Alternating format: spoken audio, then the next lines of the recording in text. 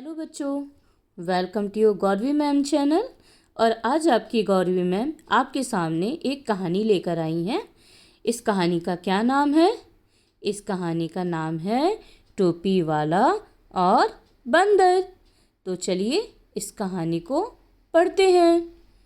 गांव में एक आदमी रहता था।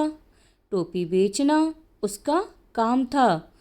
अपने गांव के साथ ही वह आसपास के दूसरे गांवों में भी घूम घूम कर टोपियां बेचा करता था। वह रोज़ सुबह एक बड़ी सी टोकरी में ढेर सारी रंग बिरंगी टोपियां भरता और उसे सिर पर लाद कर घर से निकल जाता। सांझ ढले सारी टोपियां बेचकर वह घर वापस आता था। एक दिन अपने गांव में टोपियां बेचने के बाद वह पास के एक दूसरे गांव जा रहा था। दोपहर का समय था। वह थका हुआ था और उसका गला भी सूख रहा था। रास्ते में एक स्थान पर कुआं देख वह रुक गया।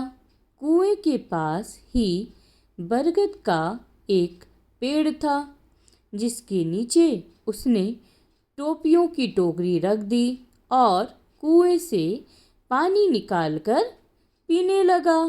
प्यास बुझ जाने के बाद उसने सोचा कि थोड़ी देर सुस्ताने के बाद ही आगे बढ़ना ठीक होगा। उसने टोकरी में से एक टोपी निकाली और पहन ली। फिर बरगद के पेड़ के नीचे गमछा बिछाकर बैठ गया। वह थका हुआ तो था ही, जल्द ही उसे नींद आ गई। वह खर्राटे मारते हुए सो रहा था कि शोर शराबे से उसकी नींद उचट गई। आँख खुली तो उसने देखा कि बरगद के पेड़ के ऊपर ढेर सारे बंदर उछल कूद कर रहे हैं। वह यह देखकर चकित रह गया कि उन सब बंदरों के सिर पर टोपियां थीं। उसने अपनी टोपियों की टोकरी की ओर दृष्टि डाली तो सारी टोपियां नदारद पाई मतलब उसको अपनी टोकरी में कोई भी टोपी दिखाई नहीं दी। चिंता में वह अपना माथा पीटने लगा। सोचने लगा कि अगर बंदर सारी टोपियां ले गए तो उसे बड़ा नुकसान हो जाएगा। उसे माथा पीटता देख बंदर भी अपना माथा पीटने लगे। बंदरों को नकल उतारने की आदत होती है। वे टोपी वाले की नकल उतार रहे थे।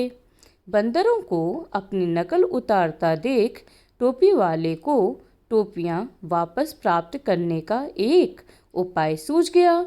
उपाय पर अमल करते हुए उसने अपने सिर से टोपी उतार कर फेंक दी। फिर क्या था, बंदरों ने भी अपनी अपनी टोपियां उतार कर फेंक दी। टोपी वाले ने झटपट सारी टोपियां टोकरी में इकट्ठी की और आगे की राह पर पकड़ ली।